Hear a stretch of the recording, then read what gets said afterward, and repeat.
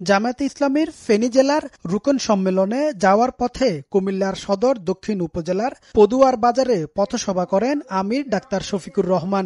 এ সময় তিনি বলেছেন, যেনতেন নির্বাচন চায় না তার দল। ফ্যাসিবাদের বিরুদ্ধে প্রতিরোধ গড়ে তোলার আহ্বান জানিয়ে তিনি বলেন, আগামীতে যেকোনো ফ্যাসিবাদের বিরুদ্ধে কঠোর প্রতিরোধ গড়ে তুলতে হবে। আগামীতে যে কোনো ফ্যাসিবাদ নতুন পুরাতন বুঝি না, এই ফ্যাসিবাদের বিরুদ্ধে আমাদেরকে কঠোর প্রতিরোধ গড়ে তুলতে হবে।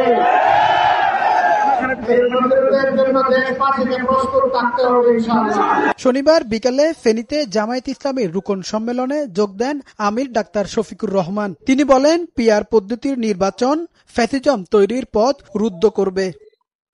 জাতীয় নির্বাচনের আগে স্থানীয় নির্বাচন আয়োজন করার দাবি জানিয়ে তিনি বলেন, পরবর্তী জাতীয় নির্বাচনগুলো তত্ত্বাবধায়ক সরকারের অধীনে আয়োজনের ব্যবস্থা করতে হবে। আগামী নির্বাচনে আমরা কোনো প্রশাসনিক কু শব্দের কুটা শুনতে চাই না।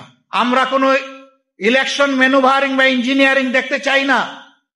তাই যদি হবে তাহলে এত এত মানুষ জীবন দিয়েছে কেন?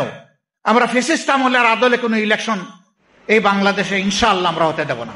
এ সময় যেকোনো পরিস্থিতির জন্য নেতাকর্মীদের প্রস্তুত থাকার আহ্বান জানান ডাক্তার শফিকুর রহমান।